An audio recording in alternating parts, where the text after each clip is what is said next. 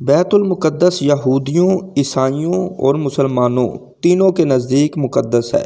یہاں حضرت سلیمان علیہ السلام کا تعمیر کردہ معبد ہے جو بنی اسرائیل کے نبیوں کا قبلہ تھا، اور اسی شہر سے ان کی تاریخ وابستہ ہے۔ یہی شہر حضرت عیسیٰ علیہ السلام کی پیدائش کا مقام ہے اور یہی ان کی تبلیغ کا مرکز تھا۔ مسلمان تبدیلی قبلہ سے قبل تک اسی کی طرف رخ کر کے نماز ادا کرتے تھے۔ بیت المقدس پہاڑیوں پر آباد ہے اور انہی میں سے ایک پہاڑی کا نام کوہ صہیون ہے جس پر مسجد اقصیٰ تعمیر ہے۔ کوہ صہیون کے نام پر ہی یہودیوں کی عالمی تحریک صہیونیت قائم کی گئی۔ قدیم تاریخ سے پہلے حضرت ابراہیم علیہ السلام اور ان کے بھتیجے لوط علیہ السلام نے عراق سے بیت المقدس کی طرف ہجرت کی تھی۔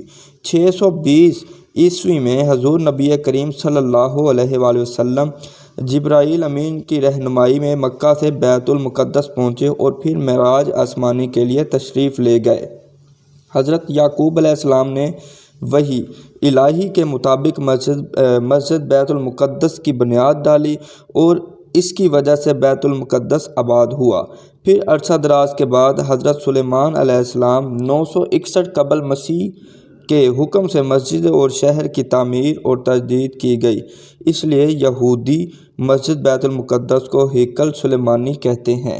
ہیکل سلیمانی اور بیت المقدس کو 586 قبل مسیح میں شاہ بابل عراق بخت نصر نے مسمار کر دیا تھا اور 1,00,000 یہودیوں کو غلام بنا کر اپنے ساتھ عراق لے گیا۔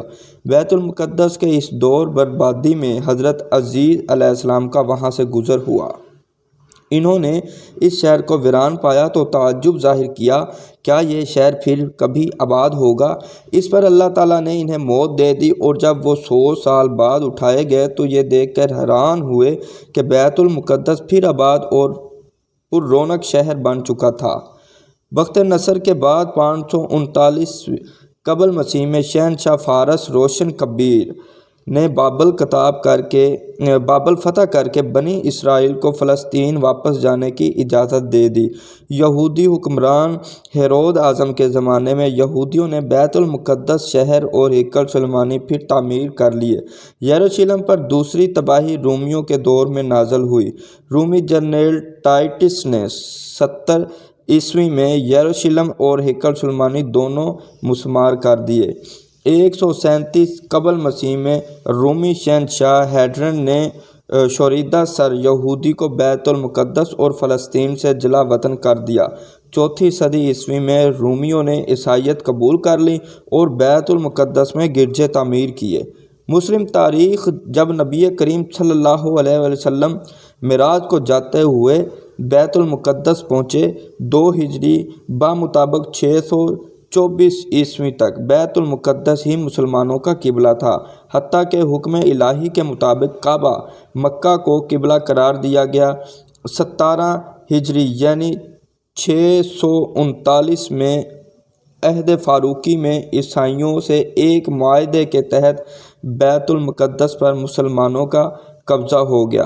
خلیفہ عبد الملک کے عہد میں یہاں مسجد اقصیٰ کی تعمیر عمل میں آئی اور صخرہ معراج پر الصخرہ بنایا گیا۔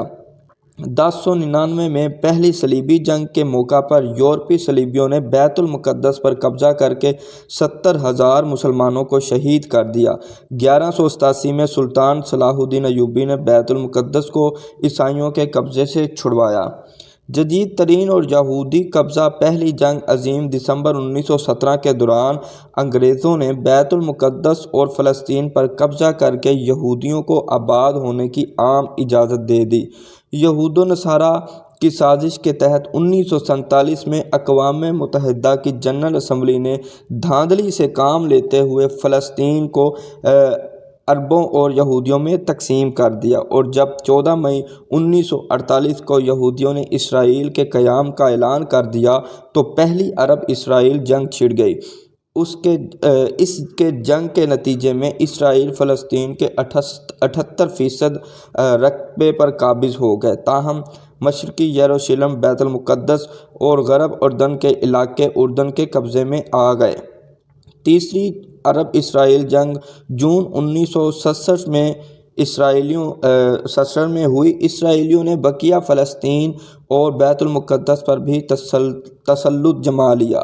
یوں مسلمانوں کا قبلہ اول ہنوز یہودیوں کے قبضہ میں ہے۔ یہودیوں کے بقول 70 کی تباہی سے ہیکل سلیمانی کی ایک دیوار کا کچھ حصہ بچا ہوا ہے، جہاں 2000 سال سے یہودی زائرین آ کر رویا کرتے تھے، اس لیے اسے دیوار گریہ کہا جاتا ہے۔ اب یہودی مسجد اقصیٰ کو گرا کر ہیکل تعمیر کرنے کے منصوبے بناتے رہتے ہیں۔ اسرائیل نے بیت المقدس کو اپنا دارالحکومت بھی بنا رکھا ہے۔ مسجد اقصیٰ مسلمانوں کا قبلہ اول اور خانہ کعبہ اور مسجد نبوی کے بعد تیسرا مقدس ترین مقام ہے۔ مقامی مسلمان اسے المسجد الاقصیٰ یا الحرم یا القدس الشریف کہتے ہیں۔ یہ مشرقی یروشلم میں واقع ہے، جس پر اسرائیل کا قبضہ ہے۔ یہ یروشلم کی سب سے بڑی مسجد ہے، جس میں 50,000 نمازیوں کی گنجائش ہے، جبکہ مسجد کے صحن میں بھی 20,000 افراد نماز ادا کر سکتے ہیں۔ 2000 عیسوی میں الاقصیٰ انتفاضہ کے آغاز کے بعد سے یہاں غیر مسلموں کا داخلہ ممنوع ہے۔ حضرت محمد صلی اللہ علیہ وآلہ وسلم سفر معراج کے دوران مسجد حرام سے یہاں پہنچے اور مسجد اقصیٰ میں تمام انبیاء کی نماز کی امامت کرنے کے بعد براق کے ذریعے 7 آسمانوں کے سفر پر روانہ ہوئے۔ مسجد اقصیٰ مسلمانوں کا قبلہ اول ہے اور معراج میں نماز کی فرضیت 16 سے 17 ماہ تک مسلمان مسجد اقصیٰ کی جانب رخ کر کے ہی نماز ادا کرتے تھے۔ پھر تحویل قبلہ کا حکم آنے کے بعد مسلمانوں کا قبلہ خانہ کعبہ ہو گیا۔ جب حضرت عمر رضی اللہ تعالی عنہ کے دور میں مسلمانوں نے بیت المقدس کو فتح کیا تو حضرت عمر رضی اللہ تعالی عنہ نے شہر سے روانگی کے وقت صخرہ اور براق باندھے کی جگہ کے قریب مسجد تعمیر کرنے کا حکم دیا، جہاں انہوں نے اپنے ہمراہیوں سمیت نماز ادا کی تھی۔ یہی مسجد بعد میں مسجد اقصیٰ کہلائی، کیونکہ قرآن مجید کی سورۃ بنی اسرائیل کے آغاز میں اس مقام کو مسجد اقصیٰ کہا گیا ہے۔ اس دور میں بہت سے صحابہ نے تبلیغ اسلام اور اشاعت دین کی خاطر بیت المقدس میں اقامت اختیار کی۔ خلیفہ عبد الملک بن مروان نے مسجد اقصیٰ کی تعمیر شروع کی اور خلیفہ ولید بن عبد الملک نے اس کی تعمیر مکمل کی اور اس کی تزئین و آرائش کی۔ عباسی خلیفہ ابو جعفر منصور نے بھی اس مسجد کی مرمت کروائی۔ پہلی صلیبی جنگ کے بعد جب عیسائیوں کا بیت المقدس پر قبضہ ہو گیا تو انہوں نے مسجد اقصیٰ میں بہت رد و بدل کیا۔ انہوں نے مسجد میں رہنے کے لیے کئی کمرے بنا لیے اور اس کا نام معبد سلیمان رکھا گیا۔ نیز متعدد دیگر عمارتوں کا اضافہ کیا گیا جو بطور جائز ضرورت اور اناج کی کوٹھیوں کے استعمال ہوتی تھی۔ انہوں نے مسجد کے اندر اور مسجد کے ساتھ گرجا گھر بھی بنا لیا۔ سلطان صلاح الدین ایوبی نے 1187 عیسوی میں فتح بیت المقدس کے بعد مسجد اقصیٰ کو عیسائیوں کے تمام نشانات سے پاک کیا اور محراب اور مسجد کو دوبارہ تعمیر کیا گیا۔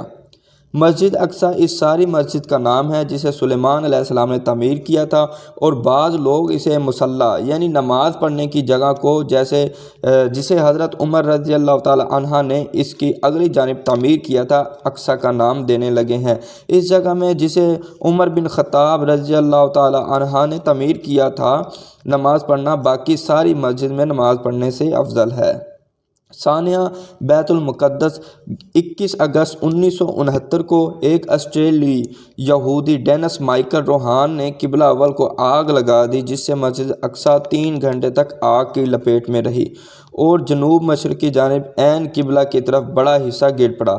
محراب میں موجود ممبر بھی نذر آتش ہو گیا، جسے صلاح الدین ایوبی نے فتح بیت المقدس کے بعد نصب کیا تھا۔ صلاح الدین نے قبلہ اول کی آزادی کے لیے تقریباً 16 جنگیں لڑیں اور ہر جنگ کے دوران اس ممبر کو اپنے ساتھ رکھتے تھے تاکہ فتح ہونے کے بعد اس کو مسجد میں نصب کریں گے۔ اس المناک واقعے کے بعد خواب غفلت میں ڈوبی ہوئی امت مسلمہ کی آنکھ ایک لمحے کے لیے بیدار ہوئی، اور ثانیہ کے تقریباً 1 ہفتے کے بعد اسلامک ممالک نے معتبر عالم اسلامی OIC قائم کر دی، تاہم 1973 میں پاکستان کے شہر لاہور میں ہونے والی دوسری اجلاس کے بعد 56 اسلامی ممالک کی یہ تنظیم غیر فعال ہو گئی۔ یہودی اس مسجد کو ہیکل سلیمانی کی جگہ تعمیر کردہ عبادت گاہ سمجھتے ہیں اور اسے گرا کر دوبارہ ہیکل سلیمانی کی تعمیر کرنا چاہتے ہیں، حالانکہ وہ کبھی بھی بذریعہ دلیل اس کو ثابت نہیں کر سکے کہ ہیکل سلیمانی یہی تعمیر تھا۔ مسجد اقصیٰ کی حفاظت کی ذمہ داری تمام عالم اسلام پر واجب اور فرض ہے۔